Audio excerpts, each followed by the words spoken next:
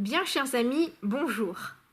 Aujourd'hui, en ce 3e jour de notre neuvaine, nous allons voir ensemble comment le christianisme s'est introduit en Gaule dès les temps apostoliques et combien cette première annonce de l'Évangile a révolutionné les âmes des Gaulois. Tout d'abord, faisons un bref rappel historique du contexte.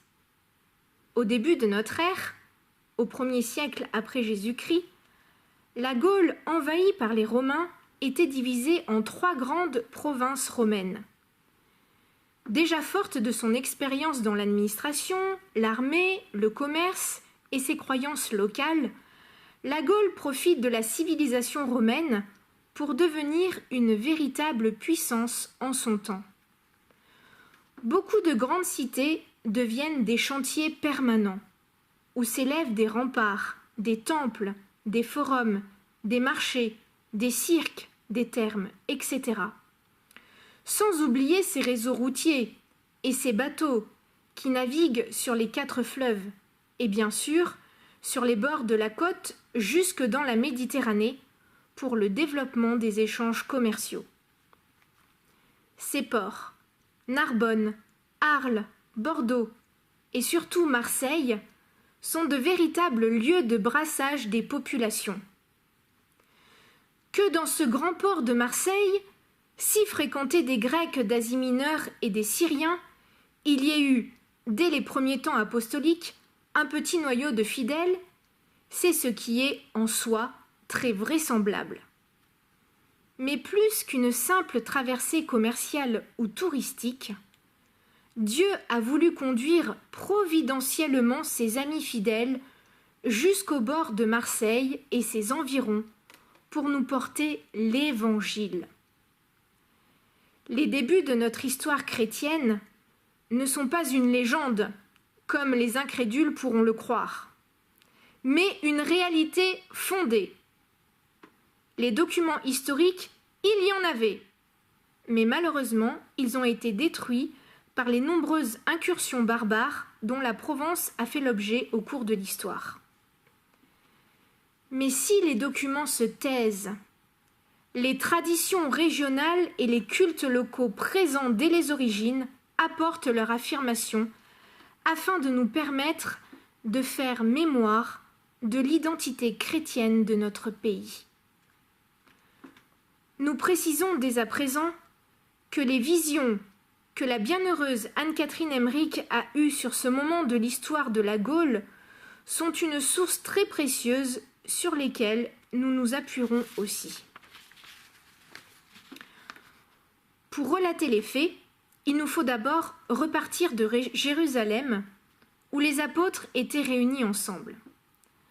La période se situe 3 ou 4 ans après l'ascension de Jésus. Là, dès les premiers temps, les apôtres avaient réglé tout ce qui a rapport au corps de l'Église. Si les conversions étaient nombreuses, les persécutions aussi. C'est alors qu'éclata à Jérusalem une persécution contre Lazare et ses sœurs, Marie-Madeleine et Marthe. Tous les 3 furent arrêtés puis mis en prison avec un des 72 disciples de Jésus nommé Maximin, puis Marcelle, servante de Madeleine, et Marty, servante de Marthe, et enfin un certain nommé Sidoine, l'aveugle-né guéri par Jésus, que la tradition appelle Saint Restitut. Ils étaient donc 7. Après les avoir accablés de mauvais traitements, malheureusement, les infidèles les firent monter dans une barque, sans voile et sans gouvernail, afin de les abandonner en pleine mer pour y être noyés. Se sont-ils découragés? Non. La bienheureuse Anne-Catherine Emmerich nous dit qu'elle les voyait prier et chanter des cantiques. Par leur voyage conduit miraculeusement, ils arrivèrent sur le rivage de la Gaule, dans la grande ville de Massilia, nom latin qui donnera Marseille. Ils passèrent dans la cité librement, sans aucun mal. Grâce à la célébration de la fête d'une idole ce jour-là, Lazare et ses compagnons ont pu se rendre compte de la religiosité de ce peuple mais qui certes était paganisée. Après s'être abritée sous le portique d'un temple, Marthe fut la première à adresser la parole aux Gaulois rassemblés autour d'eux. Elle leur parla surtout de Jésus, avec beaucoup d'éloquence, de vivacité et d'émotion, nous dit la tradition. Ce fut la première annonce de l'Évangile, l'annonce de l'existence d'un Dieu sauveur pour toutes les nations. Cependant, les Gaulois ne les ont pas tout de suite crus. Ce n'est qu'après leur avoir posé des questions qu'ils furent accueillis et purent prêcher l'Évangile. Une telle attitude démontre que nos ancêtres les Gaulois étaient quand même en quête de vérité et d'absolu dans leurs croyances. De fait, le magistrat de la ville commença à les respecter en défendant de les molester. Ce fut le début de beaucoup de conversions et, par un consentement unanime, les habitants nommèrent Lazare premier évêque de Marseille. Pendant 40 ans, il y exerça sa charge, baptisant et confessant. Puis, il mourut environ en 80 après Jésus-Christ comme martyr. Actuellement, son tombeau se trouve toujours à Marseille et ses reliques sont très vénérées dans l'actuelle cathédrale de la Major. Major, qui signifie plus grande. D'après une tradition du XVIIe siècle, les Marseillais auraient voulu qu'à Marseille, le culte à la Mère de Dieu supplante le culte païen de la déesse Diane. Et déjà, saint Lazare avait lui-même favorisé ce culte et cette dévotion mariale. En effet, une tradition provençale dit que saint Lazare aurait sculpté une statue de la Vierge Marie dont la copie se trouve aujourd'hui dans l'abbaye de Saint-Victor à Marseille et que l'on appelle Notre-Dame de Confession. Cette tradition nous semble véridique. Les premiers chrétiens venaient prier la Vierge Marie avant d'endurer le martyre. C'est pour cette raison que la Sainte Vierge est invoquée sous le titre de Notre-Dame de Confession.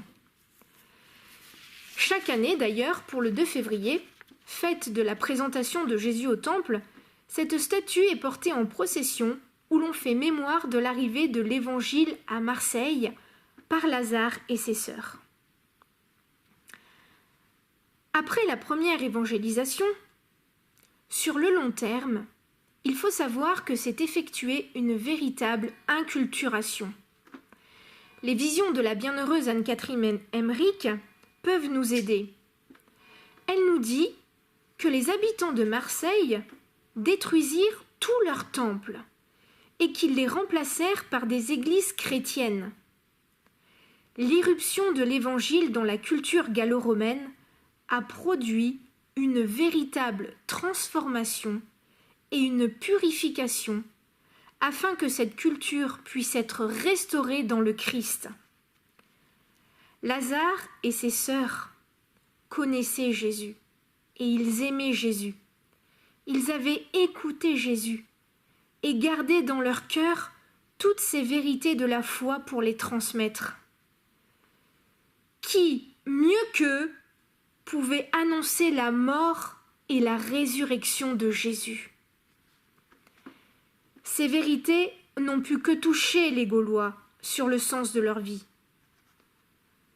Mais une autre tradition qu'il nous faut mentionner, une tradition provençale, nous rapporte aussi l'arrivée en Camargue sur une autre barque de saintes femmes. Marie Jacobée, sœur de la Vierge Marie, qui mourut aux Saintes Maries de la Mer après avoir évangélisé. Marie Salomé, mère des apôtres Jacques et Jean. Elle aussi a évangélisé la Camargue. À sa mort, elle fut enterrée sur place et sur cet emplacement sera construite l'église des Saintes Maries où de nombreux pèlerinages ont lieu chaque année. Et enfin, Sarah, dite la Servante Noire, et qui est la sainte patronne des Gitans. Mais revenons-en à l'évangélisation de Marseille. Après avoir commencé à implanter le christianisme, nos amis ont compris l'importance de la transmission de la foi vers d'autres contrées. C'est pourquoi Marie-Madeleine partit se retirer, non loin de là, dans une grotte montagneuse appelée la Sainte-Baume, qui se situe dans le Var. Elle y resta pendant plus de 20 ans, priant sans cesse pour la conversion des pécheurs et faisant pénitence. Son amour immense pour Jésus et sa vie intérieure intense ont contribué certainement à enraciner la foi chrétienne dans les cœurs des Gaulois. Aujourd'hui, elle peut beaucoup nous aider à comprendre que le seul trésor que nous devons chercher, c'est Jésus. La grotte de la Sainte-Baume devint, grâce à Marie-Madeleine, un lieu de pèlerinage chrétien très réputé. Plusieurs papes s'y rendirent, et même Saint Louis après son retour de croisade. Quant à Marthe, elle se rendit sur les bords du Rhône, entre Arles et Avignon. Elle obtint de Marie-Madeleine et de Maximin de pouvoir rester en ce lieu, où elle ne cessa de jeûner, prier, prêcher et obtenir beaucoup de miracles. Elle eut une grande influence pour la vie religieuse, puisqu'en ce lieu de Tarascon se réunirent autour d'elle des religieuses qui formeront plus tard une congrégation. Par la suite, une grande basilique y sera construite en l'honneur de la Vierge Marie. Il faut savoir que tout l'Occident chrétien venait à Tarascon pour prier Sainte Marthe. Il est dit que Clovis lui-même, frappé par la multitude et la splendeur de ces miracles, vint à Tarascon et fut délivré d'un mal des reins très grave. Ainsi, chers amis, tels sont les faits rapportés par la tradition, et ces faits qui nous font constater que le développement du culte dû à ces premiers évangélisateurs de la Provence a permis le développement d'églises locales sur le territoire. Les saints lieux de Provence devinrent le but de nombreux pèlerinages. Le christianisme commençait donc à s'implanter en Gaule. Nous rendons grâce à Dieu avec vous d'avoir permis que Lazare et ses sœurs vinrent échouer à Marseille, ville qui plus tard aura une influence pour le cœur de Jésus. Et nous les remercions pour l'héritage de la foi qu'ils nous ont transmis.